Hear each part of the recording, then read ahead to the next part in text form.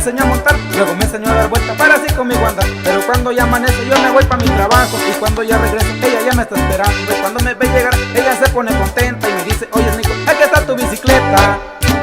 Mi amiga dice: tenga mucho cuidado, porque esa bici hasta flaco me ha dejado. Mi amiga dice que tenga mucho cuidado, porque esa bici hasta flaco me ha dejado. Y yo la vuelvo a montar con toda seguridad, y cuando ya estoy arriba ella me quiere tirar. Y yo la vuelvo a montar con toda seguridad, y cuando ya estoy arriba ella me quiere tirar.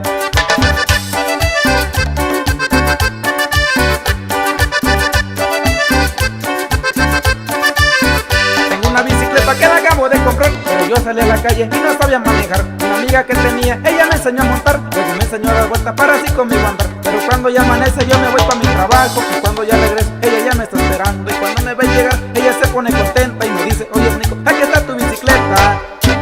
Mi amiga dice que tenga mucho cuidado, porque esa bici hasta flaco me ha dejado. Mi amiga dice que tenga mucho cuidado, porque esa bici hasta flaco me ha dejado. Y yo la vuelvo a montar con toda seguridad, y cuando ya estoy arriba ella me quiere tirar.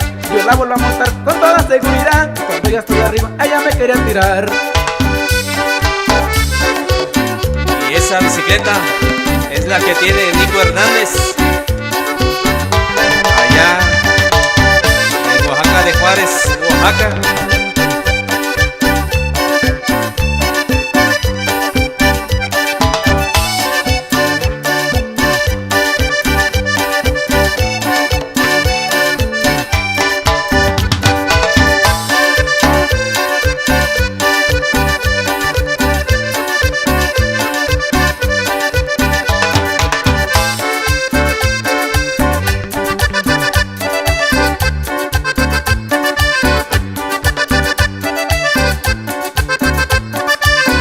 Mi amiga dice que tenga mucho cuidado, porque esa bici hasta flaco me ha dejado. Mi amiga dice que tenga mucho cuidado, porque esa bici hasta flaco me ha dejado. Mi amiga